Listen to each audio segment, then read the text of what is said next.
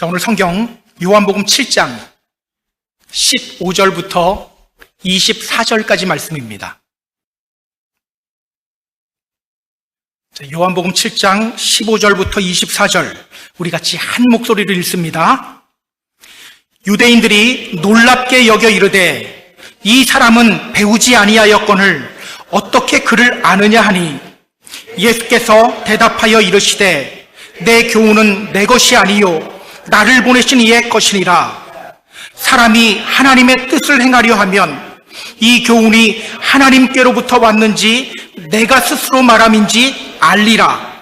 스스로 말하는 자는 자기 영광만 구하되 보내신 이의 영광을 구하는 자는 참되니 그 속에 불의가 없느니라. 모세가 너희에게 율법을 주지 아니하였느냐? 너희 중에 율법을 지키는 자가 없도다. 너희가 어찌하여 나를 죽이려 하느냐? 무리가 대답하되 당신은 귀신이 들렸도다. 누가 당신을 죽이려 하나이까?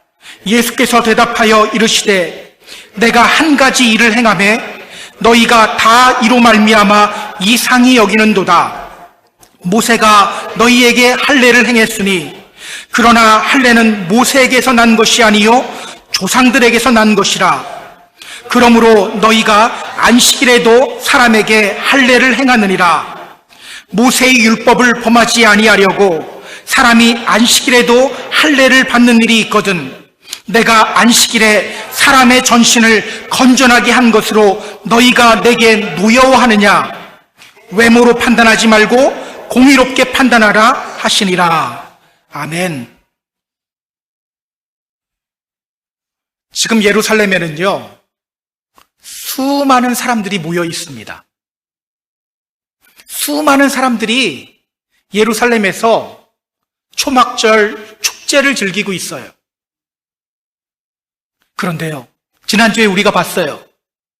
그 북적이는 사람들 틈에서 예수님을 열심히 찾아다니고 있는 사람들이 있어요. 바로 종교 지도자들입니다. 유대 종교 지도자들은요, 기쁨의 절기인 초막절을 즐기지 못하고 있어요. 예수님을 잡아 죽이려고 하고 있습니다. 길을 다니며 만나는 사람들마다 이렇게 묻고 있어요. 예수 어디 있는지 알아? 예수 봤어? 그런데 우리 예수님은요, 보란듯이 성전으로 올라가셨죠. 성전에서 사람들을 가르치셨습니다. 여러분, 예수님이 어떻게 이렇게 할 수 있었죠? 예수님은 두려움을 느끼지 못했을까요? 그렇지 않죠. 예수님은 하나님의 때를 알고 있습니다. 하나님의 때를 안다는 것은요, 하나님께 맡긴다는 거죠. 때를 따라 일하시는 아버지 하나님을 신뢰하며 하나님께 모든 것을 맡기고 있어요. 때문에 예수님은요, 이렇게 담대할 수 있었던 겁니다. 자, 오늘 본문은요, 예수님의 말씀을 들은 사람들의 반응을 우리에게 보여주고 있어요.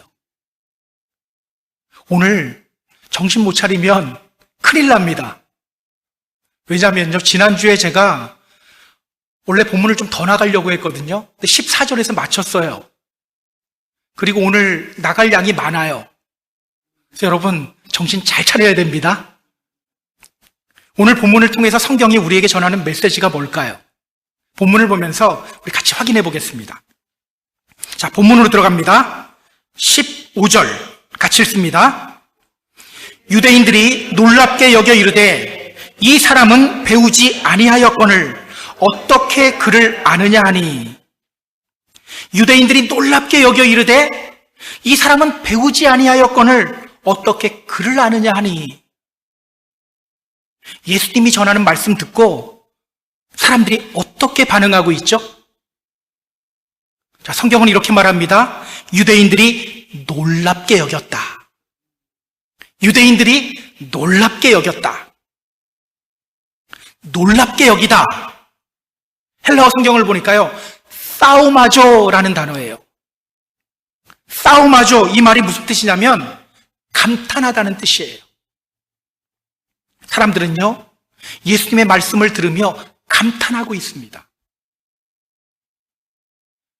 마가복음 1장을 보면요, 사람들이 예수님을 보면서 이렇게 말해요. 와, 권위 있는 새 교훈이다. 권위 있는 새 교훈이다. 보통 하나님의 말씀을 들으면 이런 반응이 나타납니다. 자, 그렇다면 여러분, 오늘 본문의 사람들 역시 예수님의 말씀을 듣고 그렇게 감탄하고 있는 걸까요? 예수님의 말씀을 들으며 야, 권위 있는 새 교훈이구나, 이렇게 말하고 있는 걸까요? 그러면 좋은데요, 그렇게 보이지가 않아요. 자, 성경을 보세요. 그들이 예수님 말씀 듣고 뭐라고 말하죠? 예, 이 사람은 배우지 아니하였는데 어떻게 글을 아느냐? 이 사람은 배우지 않았는데 어떻게 글을 아느냐? 여기 나오는 글이라는 단어는요, 그라마라는 헬라어 단어예요. 그라마, 이 단어로부터 우리 영어 단어 그래머가 나온 거예요. 그러니까 지금 이 사람들은요, 예수님이 전하는 그 말씀을 들으면서 예수님의 말솜씨, 예수님이 사용하는 어휘들, 예수님의 문장 구사력, 이런 것들을 보며 감탄하고 있는 거예요. 지금 사람들은요, 예수님 말씀 듣고 깨달은 게 아니에요. 단지 와, 배우지 않은 사람이 어떻게 저렇게 말을 잘해? 어떻게 저렇게 말솜씨가 좋아? 이렇게 감탄하고 있는 거예요. 여러분, 예수님이 유대 표준말 사용했을까요? 아니면 사투리 사용했을까요? 잘 모르겠죠. 근데 마태복음 26장을 보면요, 예수님이 잡히시는 장면이 나와요. 예수님을 잡은 사람들이 베드로에게 이렇게 물어요. 이렇게 말하면 너 예수와 함께 있던 사람이잖아. 그러자 베드로가 모른다고 하죠. 그때 사람들이 베드로에게 이렇게 말합니다. 너 예수와 함께 있던 사람 맞잖아. 너의 말소리가 너를 표명해. 너의 말소리가 너를 표명한다. 갈릴리 사람들은요, 갈릴리 사람들만의 억양이 있었어요. 저희도 우리 아이들이 오하이오에 있다가 일로 왔잖아요. 요즘 영화하는 거 가만히 들어보면 남부 사투리를 사용하기 시작하더라고요. 이게 예수님도요, 갈릴리 사투리를 사용했어요. 그런데요, 당시 사람들은 갈릴리를 그렇게 좋게 생각하지 않았습니다. 우리가 앞에서 봤죠? 예수님을 전하는 빌립을 향해서 나다나엘이 이렇게 말했어요. 야, 나사렛에서 무슨 선한 것이 나겠느냐? 기억하시죠? 이것이 바로 사람들 사이에 흐르고 있는 갈릴리에 대한 인식이에요. 심지어는요, 갈릴리를 향해서 이방의 갈릴리다, 이렇게 부르기로 했습니다. 이방의 갈릴리다. 예수님이 말씀하실 때 사람들은요, 예수님의 그 억양을 보면서 야, 예수님이 저 사람이 갈릴리 사람이구나 딱 알았어요. 뭐야, 이 갈릴리 사람이네? 그런데 예수님 말솜씨가 너무 좋네요. 그것 보며 감탄하고 있는 거예요. 아니, 갈릴리 촌놈이 뭐 저렇게 말을 잘해? 뭘 저렇게 말솜씨가 좋아? 예수님의 가르침을 듣고 깨달으며 감탄한 것이 아니라 예수님의 말솜씨를 보며 감탄하고 있는 거예요. 여러분은 이 사람들이 어떻게 보입니까? 이 장면을 설교를 준비하면서 묵상하는데요, 문득 이런 생각이 들었어요. 이게 오늘 우리들의 모습은 아닐까? 이것이 오늘 우리들의 모습은 아닐까? 우리 이렇게 말할 때 많아요. 저 목사는 박사학위 받은 사람이야. 저 목사의 설교는 기승전결이 분명해서 좋아. 저 목사의 설교는 지적이라서 좋아. 이렇게 말하는 분들도 있더라고요. 저 목사는 얼굴이 훤한 게 잘생겨서 좋아. 저 목사 설교는 짧아서 좋아. 저 목사의 설교는 유머가 넘쳐서 좋아 시간 가는 줄 모른다니까? 저 목사 설교는 설교할 때 음성이 너무 좋아. 그러고 보니까 저 여기 해당되는 게 하나도 없네요. 사실 많은 분들이요, 메시지를 주목하기보다는 사람을 더 주목해요. 보여지고 드러나는 것을 더 주목합니다. 자, 이런 사람들을 향해서 예수님이 뭐라고 말씀하시는지 우리 볼까요? 16절 같이 읽습니다. 예수께서 대답하여 이르시되 내 교훈은 내 것이 아니요 나를 보내신 이의 것이니라. 내 교훈은 내 것이 아니요 나를 보내신 이의 것이니라. 예수님의 입을 통해서 나오는 하나님의 말씀을 주목하기보다는 겉으로 보여지는 예수님의 말솜씨를 주목하며 감탄하고 있는 사람들을 향해 예수님이 이렇게 말씀하셔요. 내 교훈은 내 것이 아니다. 나를 보내신 이의 것이다. 내 교훈은 내 것이 아니다. 나를 보내신 이의 것이다. 우리 예수님은요, 야, 너도 하나님 잘 믿으면 나처럼 말 잘해. 이렇게 말하지 않아요. 오히려 이렇게 말씀하십니다. 내 교훈은 내 것이 아니요 나를 보내신 이의 것이다. 여러분, 여기에 나오는 교훈이라는 단어를 주목해야 합니다. 지금 사람들은 말솜씨를 갖고 이야기하는데 예수님은 교훈이라고 해요. 교훈, 이게 디다케라는 단어입니다. 디다케, 이 말이요, 티칭이라는 뜻이에요. 가르침이라는 뜻이에요. 그러니까요, 예수님은 예수님의 말솜씨를 보며 감탄하는 사람들을 향해서 이렇게 말씀하시는 거예요. 내 가르침을 주목해라. 내 교훈을 주목해라. 그 가르침은 어떤 가르침입니까? 맞아요. 내 교훈은 내 것이 아니요 나를 보내신 이의 것이다. 바로 하나님 아버지의 가르침이에요. 오늘 우리들도 들어야 할 말씀입니다. 오늘 본문 마지막 절인 24절을 보면요, 예수님이 이렇게 말씀하셔요. 한번 같이 읽어볼까요? 외모로 판단하지 말고 공의롭게 판단하라. 외모로 판단하지 말고 공의롭게 판단하라. 우리는요, 자꾸 외적인 것으로 판단합니다. 보여지는 것만 주목해요. 그런 우리를 향한 주님의 말씀입니다. 여러분, 주님의 이름으로 부탁드립니다. 목사를 보기보다는 메시지를 보시기 바랍니다.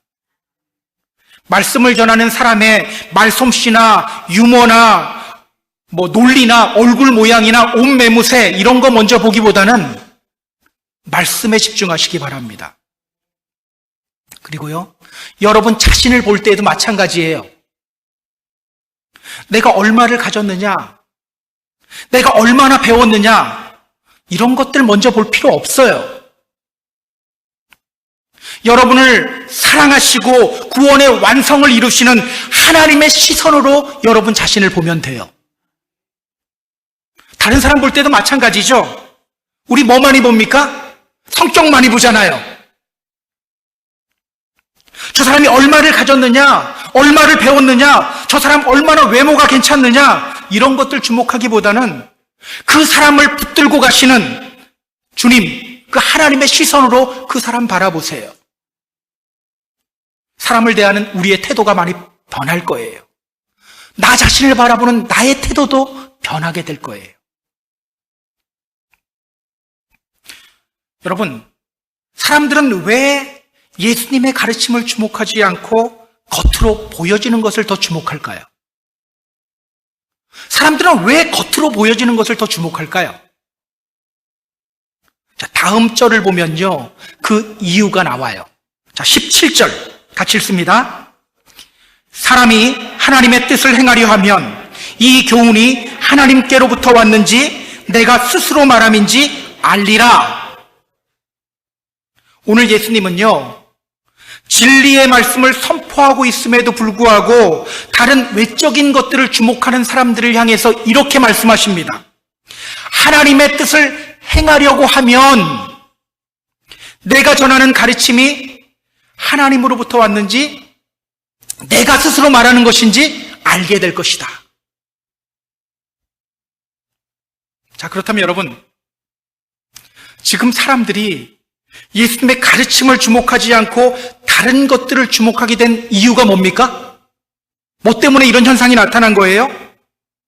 그들 안에 하나님의 뜻을 행하려고 하는 마음이 없기 때문이에요.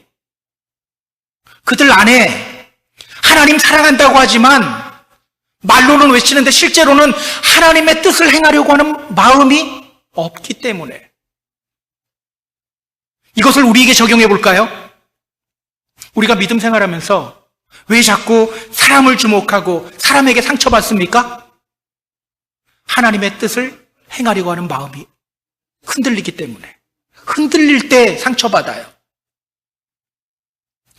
내 눈에 왜 자꾸 저 사람이 얼마나 부자인가, 얼마나 성격 좋은 사람인가, 얼마나 배운 사람인가, 이런 것들만 보이는 이유가 뭡니까? 예전에 어떤 분은 저에게 이런 말을 하더라고요. 목사님, 저 사람 돈이 좀 있는 사람이니까 잘해주세요. 우리가 왜 이렇게 말할까요? 하나님의 말씀을 사모하는 것 같지만 실제로는 내 안에 하나님의 뜻을 행하려고 하는 마음이 없기 때문에 겉으로 드러나는 걸 자꾸 주목하는 거예요. 여러분, 하나님의 마음 깨닫고 싶으세요? 하나님의 마음 깨닫고 싶습니까? 어떤 사람이 하나님 말씀 듣고 깨달음을 얻게 될까요? 어떤 사람이 하나님의 말씀 듣고 깨지고 변화됨을 경험하게 될까요? IQ가 높은 사람일까요? 아니요. 많이 배우고 똑똑한 사람일까요? 아니요. 이해력이 더 좋은 사람일까요? 아니요. 하나님의 뜻을 행하려고 하는 몸부림이 있는 사람이 진리의 말씀을 듣고 깨닫게 되는 거예요. 머리 똑똑하다고 성경 말씀 더 잘 이해하지 않아요. 하나님의 뜻을 행하려고 하는 몸부림이 있을 때 그 사람이 말씀을 더 잘 깨닫게 되고요. 그 말씀 앞에서 깨지게 되고요. 변화됨을 경험하게 됩니다. 아무리 교회 오래 다녀도요, 하나님의 뜻을 행하는 데 관심이 없으면 아무리 오래 말씀을 들어도 말씀 깨닫지 못해요. 그렇기 때문에 믿음이 자라지 않는 거예요. 물론 시간이 지나면서 성경 지식은 머릿속에 계속 쌓여요.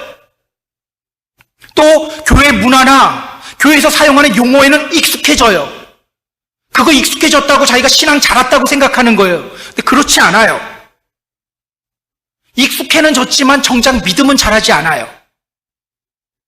이런 분들이 얼마나 많은지 모릅니다. 기억하세요. 오늘 우리에게 우선적으로 필요한 것은요, 하나님을 사랑하고 하나님 말씀대로 살아가려고 하는 몸부림이에요. 하나님의 뜻을 행하고 하나님의 말씀대로 살아가려고 하는 그 몸부림이 오늘 우리 안에 있어야 돼요. 오늘 우리의 문제는요, 성경 지식은 많아졌어요. 그러나 말씀 듣고 행하려고 하는 몸부림이 별로 없어요. 예전에 되게 기분 나빴던 적이 있는데 저한테 와서 이거 어떻게 해야 돼? 어떻게 돼? 막 물어봐요. 제 나름대로 막 얘기를 해줬어요. 근데 듣고서 자기 마음대로 행동하더라고요. 근데 이게 오늘 우리의 모습이에요. 말씀을 듣지만 행동할 때는 자기 감정대로 행동합니다. 말씀을 듣지만 행동할 때는 자기 컨디션 따라 행동해요. 말씀을 듣지만 움직일 때는 자기가 원하는 대로 움직여요. 그러면서 이렇게 말하죠. 나는 성경을 몇 번 썼다. 나는 성경을 몇 번 통독했다. 나는 구원받은 사람이다. 하나님이 뭐라고 말씀하실까요? 하나님은요, 예레미야 선지자를 통해 유대인들에게 이렇게 말씀하셨습니다. 보라, 너희가 무익한 거짓말을 의존하는도다. 내 이름으로 일컬음을 받는 이 집에 와서 내 앞에 서서 말하기를 우리가 구원을 얻었나이다 하느냐? 이는 이 모든 가증한 일을 행하려 함이라. 가증한 거짓말이라고 하죠. 저는 오늘 우리 안에 말씀을 행하려고 하는 몸부림이 있게 되었으면 좋겠어요. 사무엘이 사울 왕에게 했던 말을 우리가 기억했으면 좋겠어요. 여호와께서 번제와 다른 제사를 그의 목소리를 청종하는 것을 좋아하심같이 좋아하시겠나이까?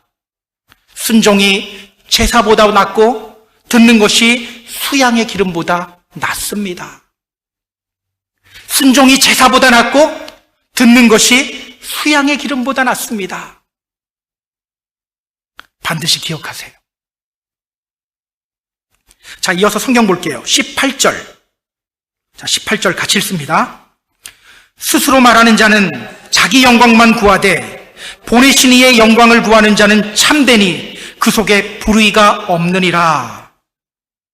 스스로 말하는 자는 자기 영광을 구하고 보내신 이의 영광을 구하는 자는 참되니 그 속에 불의가 없다. 여러분, 만약 유명한 랍비가 이 사람들 앞에서 말씀 전했다면 이 사람들이 어떻게 반응했을까요? 아마도 다르게 반응했을 것 같아요. 그들은요, 하나님의 아들 예수 그리스도를 보지 않고 갈릴리 사투리를 쓰는 촌놈 예수를 보고 있는 거예요. 그래서 다른 것들 보며 감탄하는 거예요. 야, 놀랍다. 어떻게 배우지도 않고 말을 저렇게 잘해. 마치 서커스 구경하러 온 사람들 같아요. 그런 그들을 향해서 예수님이 이렇게 말씀하십니다. 스스로 말하는 자는 자기 영광만 구한다. 그러나 보내신 이의 영광, 하나님의 영광을 구하는 사람은 참되다. 그 속에 불의가 없다. 자, 오늘 예수님은요, 두 종류의 사람에 대해서 말씀하셔요. 첫 번째, 스스로 말하는 자. 자, 스스로 말하는 자, 어떤 사람을 가리킬까요? 예, 하나님의 말씀이라고 주장하지만 실제로는 자기 말 하는 사람들이죠. 지금 예수님을 죽이려고 하는 유대 종교 지도자들을 가리키는 거예요. 자, 두 번째는 보내신 이의 영광을 구하는 자. 자, 보내신 이의 영광을 구하는 자, 누구를 가리킬까요? 자기 말이 아닌 진짜 하나님의 말씀을 전하는 자죠. 오늘 본문에서는 예수님을 가리킵니다. 자, 오늘날에도요, 스스로 말하는 자가 있고 하나님의 영광을 구하는 자가 있죠. 여러분, 하나님의 이름으로 말한다고 다 하나님 말씀이 아니에요. 하나님의 이름으로 말하지만 스스로 말하는 자가 있고 정말 하나님의 말씀을 전하는 자가 있어요. 그렇다면 여러분, 이 둘의 차이가 뭐죠? 스스로 말하는 자와 하나님의 영광을 구하는 자의 차이가 뭐죠? 성경을 보면 답이 나옵니다. 오늘 예수님이 그 차이에 대해서 말씀하셔요. 스스로 말하는 자는 자기 영광을 구한다. 그러나 보내신 이의 영광을 구하는 자는 참되다. 그 속에 불의가 없다. 스스로 말하는 자는요, 자기 영광을 구해요. 유대 종교 지도자들을 보세요. 그들은요, 늘 자기의 영광을 구했습니다. 자기가 영광받기 위해서 큰 소리로 길거리에서 기도했고요. 자기가 영광받기 위해서 남들이 다 알도록 티내면서 금식했어요. 여러분, 38년 된 병자가 일어났잖아요. 그러면 어떻게 해야 됩니까? 하나님께 영광 돌려야죠. 그런데 그들은요, 자리를 들고 걸어가는 그 사람을 보면서 야, 안식일법 어겼다! 범죄자 취급하고 있어요. 이게 자기 영광 구하는 사람에게서 나타나는 증상이에요. 항상 다른 사람을 정죄합니다. 여러분, 혹시 내가 다른 사람을 보면서 판단하고 정죄하는 이 횟수가 잦나요, 혹시? 우리가 아예 안 할 수는 없죠. 혹시 잦은가요? 그런 현상이 왜 일어나는지를 알아야 돼요. 그러나 하나님의 영광을 구하는 사람은요, 참되고 그 속에 불의가 없어요. 자기의 영광을 구하지 않고 하나님의 영광을 구하기 때문에 거기에는 참만 있는 거예요. 불의가 없는 거예요. 자, 예수님 보세요. 예수님은요, 아버지 하나님의 영광을 위해 살아갑니다. 지금 두렵지만 사람들이 예수님 죽이려고 하고 있지만 하나님의 영광을 위해서 성전에서 사람들에게 말씀 전하고 있어요. 그렇게 아버지 하나님의 영광을 위해서 움직이고 있기 때문에 예수님은 참된 분이고요, 불의가 없는 거예요. 오늘 우리는요, 분별력을 키워야 합니다. 특히 마지막 때에는요, 분별력이 정말 중요해요. 성경이 말하죠. 요한 1서 4장 1절에서 말합니다. 사랑하는 자들아, 영을 다 믿지 말고 오직 영들이 하나님께 속하였나 시험하라. 많은 거짓 선지자가 세상에 나왔습니다. 어떤 사람이 스스로 말하는 사람인지, 어떤 사람이 진짜 하나님의 말씀을 전하는 사람인지 우리 잘 분별해야 돼요. 그래서 여러분, 목사가 하는 말에 무조건 덮어놓고 아멘해도 안 되는 거 알죠? 그래, 또 오늘서부터 내 목사가 이야기했는데 아멘이라고 하나 봐라 이러면 안 되고, 제가 하는 말은요, 목사가 전하는 말이 정말 하나님의 말씀인지 아닌지 분별할 수 있어야 된다는 거예요. 어느 날 제가 갑자기 이상해져서 이단적인 발언을 막 하고 있다면, 여러분, 나를 믿는 게 주 예수를 믿는 겁니다 막 이런 말 하고 있다면 여러분이 분별하고 저를 잡아줄 수도 있어야 돼요. 정말이에요. 자, 그런데 여러분, 여기서부터 중요합니다. 우리가 정말 분별해야 할 대상이 누군지 아세요? 우리가 정말 분별해야 할 사람이 누군지 아세요? 나 자신입니다. 우리 한번 솔직해져 봤으면 좋겠어요. 하나님의 이름으로 말하지만 실제로는 그렇지 않은 경우가 솔직히 얼마나 많습니까? 저만 맞나요? 여러분들도 많으시죠? 이거 하나님이 주신 마음으로 이렇게 하는 거예요 라고 말하지만 실제로는 자기 영광 위해서 일할 때가 얼마나 많습니까? 우리는요, 우리 자신을 분별해야 돼요. 내가 정말 하나님의 영광을 구하고 있는가? 내가 정말 하나님의 마음으로 말하고 있는가? 하나님의 말씀을 전하고 있는가? 분별하기 어렵지 않습니다. 분별하는 방법 간단합니다. 지금 내가 영광받고 있는가? 주님이 영광받고 있는가? 요거 보면 되는 거예요. 어렵지 않아요. 아, 이거 하나님이 주신 마음으로 일하는 거예요 라고 말하는데 이상하게 나를 드러내고 싶어. 그러면 하나님의 영광이 아닌 나 자신의 영광을 위해 일하고 있는 거죠. 아, 사람들이 왜 나의 수고를 좀 알아주지 않지? 이런 생각이 든다면 여러분, 100%입니다. 100%예요. 내가 이렇게 교회를 위해 열심히 하는데 왜 사람들이 나에게 전화 한번 이렇게 전화도 별로 안 오고 그러지? 100%예요. 실제로는 자기 영광 위해서 일한 거예요. 저는 우리가 다른 사람만 분별하는 것이 아니라 우리 자신도 분별했으면 좋겠어요. 그리고 하나님의 영광을 위해 말하고 하나님의 영광을 위해 살아가는 우리 믿음의 성도님들이 되었으면 좋겠어요. 자, 이제 예수님은요, 지금 그들의 상태가 얼마나 말씀을 분별하지 못하고 있는 상태인지를 알려줘요. 자, 19절 같이 읽습니다. 모세가 너희에게 율법을 주지 아니하였느냐? 너희 중에 율법을 지키는 자가 없도다. 너희가 어찌하여 나를 죽이려 하느냐? 모세가 너희에게 율법 주지 아니하였느냐? 근데 너희 중에 율법 지키는 자가 없어. 너희가 어찌하여 나를 죽이려고 하느냐? 여러분, 지금 초막절을 맞이해서 예루살렘에 온 사람들은요, 세계 각지에서 살다가 예루살렘에 온 사람들이에요. 하나님 예배하기 위해서. 나름 율법 잘 지키는 사람들이에요.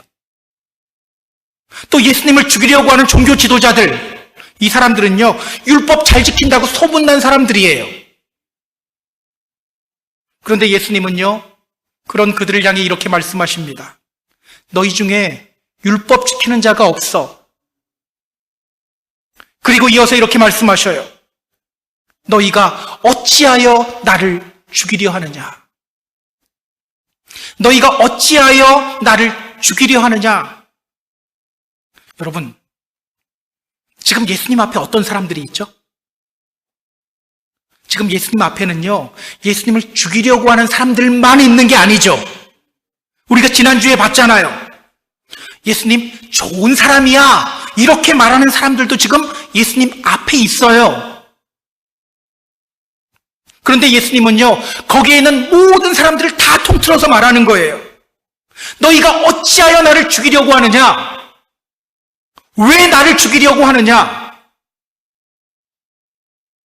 예수님이 왜 이렇게 말씀하셨을까요? 20절을 보면요, 사람들이 이렇게 말해요. 무리가 대답하되 당신은 귀신이 들렸도다. 누가 당신을 죽이려 하나이까? 사람들은요, 이렇게 말씀하시는 예수님이 이해가 되지 않았어요.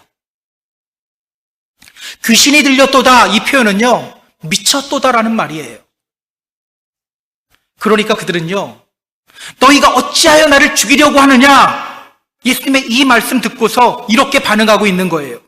아, 당신 미쳤어? 누가 당신을 죽이려고 한단 말입니까?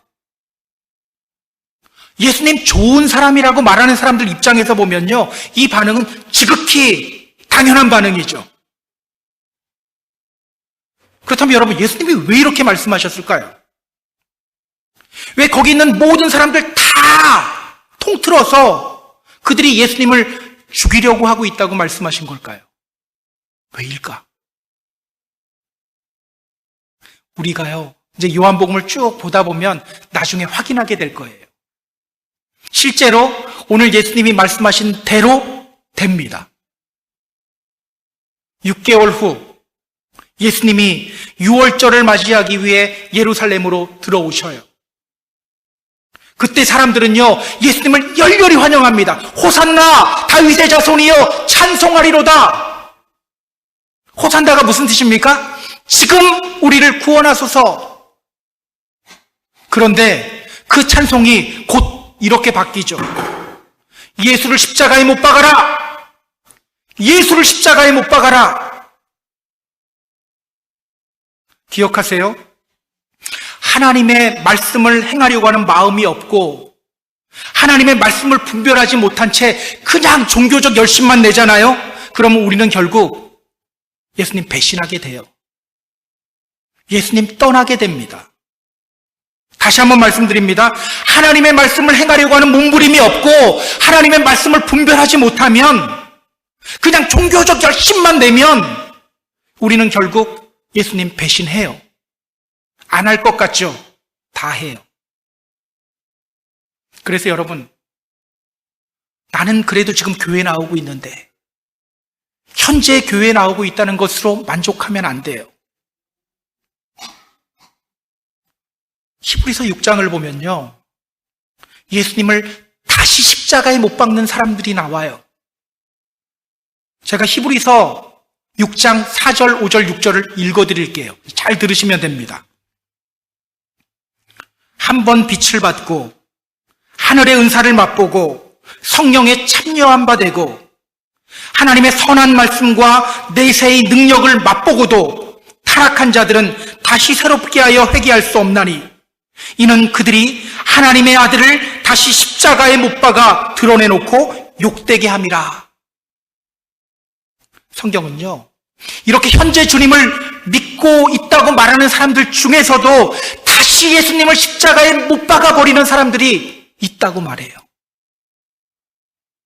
때문에 여러분, 오늘 우리에게 필요한 것은요, 종교적 열심이 아니에요. 하나님의 뜻을 행하려고 하는 마음이 먼저예요. 그러면 그때 하나님의 말씀인지 아닌지 분별할 수 있는 능력도 주님이 주시는 거예요. 나 자신도 분별할 수 있게 되는 거예요. 나는 스스로 말하는 자인가? 하나님의 영광을 구하는 자인가? 나는 스스로 말하는 자인가? 하나님의 말씀, 하나님의 마음을 전하는 자인가? 이런 능력을 겸비하게 되는 저와 여러분이 되기를 주님의 이름으로 소망합니다. 자, 이제 예수님은요, 스스로 율법 잘 지킨다고 외치는 그 종교 지도자들이 실제로 얼마나 율법을 제대로 지키지 않는지를 알려주십니다. 앞에서 예수님이 이렇게 말씀하셨잖아요. 너희 중에 율법 지키는 자가 없다. 그렇게 말씀하신 이유를 알려주셔요. 자, 21절 같이 읽습니다. 예수께서 대답하여 이르시되 내가 한 가지 일을 행하매 너희가 다 이로 말미암아 이상히 여기는도다. 자, 여기서 예수님이 말하는 한 가지 일, 이게 어떤 사건일까요? 바로 지난 명절에 예수님이 베데스다에서 38년 된 병자를 고친 사건을 가리켜요. 예수님이 38년 된 병자를 고쳐주셨어요. 그리고 그에게 이렇게 말씀하셨어요. 일어나라! 너의 자리를 들고 걸어가라! 그런데 그날이 안식일이었죠. 그 일로 인해서 유대 종교 지도자들은요, 지금 예수님 죽이려고 하고 있는 거예요. 안식법 어겼다. 예수님은요, 지금 그 사건을 이야기하고 있는 겁니다. 뭐? 나를 죽이려고 하는 사람이 없다고? 지금 유대 종교 지도자들이 안식일에 사람 고친 일로 인해서 나를 이상히 여기면서 나를 죽이려고 하고 있어. 이렇게 말씀하시는 거예요. 자, 그리고 이어서 이렇게 말씀하십니다. 22절, 23절 같이 읽습니다. 모세가 너희에게 할례를 행했으니 그러나 할례는 모세에게서 난 것이 아니요 조상들에게서 난 것이라. 그러므로 너희가 안식일에도 사람에게 할례를 행하느니라. 모세의 율법을 범하지 아니하려고 사람이 안식일에도 할례를 받는 일이 있거든 내가 안식일에 사람의 전신을 건전하게 한 것으로 너희가 내게 노여워하느냐? 자, 이 말이 좀 어렵게 느껴질 수도 있는데요. 듣다 보면 무슨 말인지 알게 될 거예요. 자, 모세 율법에 의하면요, 이스라엘 사람들은 태어난 지 8일 만에 할례를 받아야 했습니다. 그런데 여러분, 이 할례 제도가 모세가 만든 게 아니죠. 할례를 가장 먼저 받은 사람이 누구죠? 누굴까요? 우리 창세기에서 봤어요. 누구죠? 창세기를 다시 해야 되나요? 아브라함이 가장 먼저 받았잖아요. 할례는요, 하나님이 아브라함에게 명령하신 거예요. 때문에 오늘 예수님이 이렇게 말씀하시는 겁니다. 모세가 너희에게 할례를 행했다. 그러나 할례는 모세에게서 나는 것이 아니요 조상에게서 났다. 믿음의 조상인 아브라함에게서 났다는 거예요. 자, 그런데 여러분, 문제가 있어요. 그들이 만든 안식일 법대로 하면요, 안식일에는 아무것도 하지 말아야 돼요. 심지어는 자리 들고 걸어가는 것까지도 뭐라고 했잖아요. 그런데 아기가 태어난 지 8일째 되는 날이 만약 안식일이라면 어떻게 해야 될까요? 하루 기다렸다가, 하루 기다렸다가 다음날 할례 행하면 될까요? 아니요. 그런 경우에는요, 안식일에도 할례는 행했어요. 그래서 오늘 예수님이 이렇게 말씀하신 거예요. 너희가 안식일에도 사람에게 할례 행하느니라. 안식일에도 너희들 할례 행하고 있잖아. 그들이 안식일에도 할례 행하는 이유가 뭡니까? 그들에게 할례는요, 생명과도 같은 거예요. 그래서 그들은 안식일에도 할례는 행했던 거예요. 생명이 더 중요하기 때문에. 자, 그렇다면 여러분, 그들이 만든 그 안식일 규칙들이 더 중요합니까? 아니면 사람의 생명을 살리는 게 더 중요합니까? 당연히 사람의 생명을 살리는 게 훨씬 더 중요하죠. 그런데 유대 종교 지도자들은요, 예수님이 안식일 날 38년 된 병자를 고쳤다고 지금 예수님 죽이려고 하고 있는 거예요. 서기관과 바리새인들을 향한 예수님의 한탄이 생각이 나요. 너희가 하나님의 계명은 버리고 사람의 전통을 지키고 있구나. 너희가 너희 전통 지키려고 하나님의 계명을 잘도 버리는구나. 그런 그들에게 예수님이 이렇게 말씀하십니다. 23절 다시 보세요. 모세의 율법을 범하지 아니하려고 사람이 안식일에도 할례를 받는 일이 있거든 내가 안식일에 사람의 전신을 건전하게 한 것으로 너희가 내게 노여워하느냐? 그래서 내가 안식일에 38년 된 병자를 고친 거야. 근데 왜 너희는 나를 죽이려고 하느냐? 너희가 오히려 율법 지키지 않고 있는 거야. 율법을 지키지 않고 있기 때문에 너희가 지금 나 죽이려고 하는 거야. 오늘 예수님의 이 말씀요, 우리도 무거운 마음으로 들어야 돼요. 사실 오늘날에도 이런 현상들 많이 일어나고 있습니다. 여러분, 물론 전통 중요합니다. 중요해요. 그런데 그 전통 지키기 위해서 하나님의 말씀을 등한시하는 경우가 얼마나 많습니까? 기억하세요. 전통이 하나님 말씀보다 앞서면 안 돼요. 우리가 힘써야 할 것은요, 하나님의 말씀을 행하려고 하는 마음과 하나님의 말씀을 분별하고 그러면서 하나님의 마음 갖는 것, 이게 먼저예요. 자, 이제 말씀을 정리할게요. 우리 사랑하는 펜사콜라 한인교회 성도 여러분, 오늘 여러분은 무엇을 주목하고 있습니까? 하나님의 말씀입니까? 아니면 겉으로 보여지는 것들입니까? 외모로 판단하지 말고 공의롭게 판단하라. 외모로 판단하지 말라. 겉으로 보여지는 것들 주목하기보다는 진리의 말씀을 주목하시기 바랍니다. 방법 어렵지 않아요. 우리 안에 하나님의 말씀을 행하려고 하는 몸부림이 있다면 그때 우리는 자연스럽게 하나님의 말씀을 주목하게 됩니다. 예전에 이런 이야기를 들은 적이 있어요. 목사님이 설교할 때마다 항상 잠을 자는 성도님이 한 분 있었어요. 목사는 되게 잘 보이거든요. 그런데 어느 때부터인가 그분이 갑자기 눈을 뜨고요, 초롱초롱한 눈이 되어버려요. 목사님이 하는 말씀을 주목하기 시작해요. 그리고 열심히 주님의 몸된 교회를 위해 자신을 헌신하기 시작해요. 목사님이 궁금했어요. 아니, 설교 때마다 잠을 자던 분이 왜 갑자기 저렇게 눈을 떴지? 도대체 무슨 일이 있는 거지? 그래서 그 성도님에게 물었습니다. 아니, 왜 갑자기 변했죠? 그러자요, 그분이 웃으면서 이렇게 말을 해요.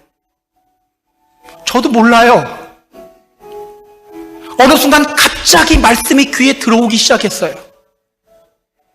제 삶이 갑자기 변하기 시작했어요. 주님을 위해 헌신하고 싶은 마음이 갑자기 생겼어요. 여러분, 그 성도님에게 이런 변화가 왜 일어난 걸까요? 그냥 생긴 게 아니에요. 어쩌다 생긴 게 아니에요. 하나님의 말씀을 행하려고 하는 마음이 생기자 저절로 말씀에 주목하게 된 거예요. 말씀에 귀가 열리기 시작한 거예요. 그래서 주님을 위해, 주님의 몸된 교회를 위해 헌신하고 싶은 마음까지 더하여 생긴 거예요. 오늘 이와 같은 일이 우리 안에서도 일어나게 되었으면 좋겠어요. 하나님의 뜻대로 살려는 마음이 있으면 우리는 자연스럽게 하나님의 말씀을 사모하게 됩니다. 말씀이 깨달아지는 역사가 우리 안에서 일어나게 됩니다.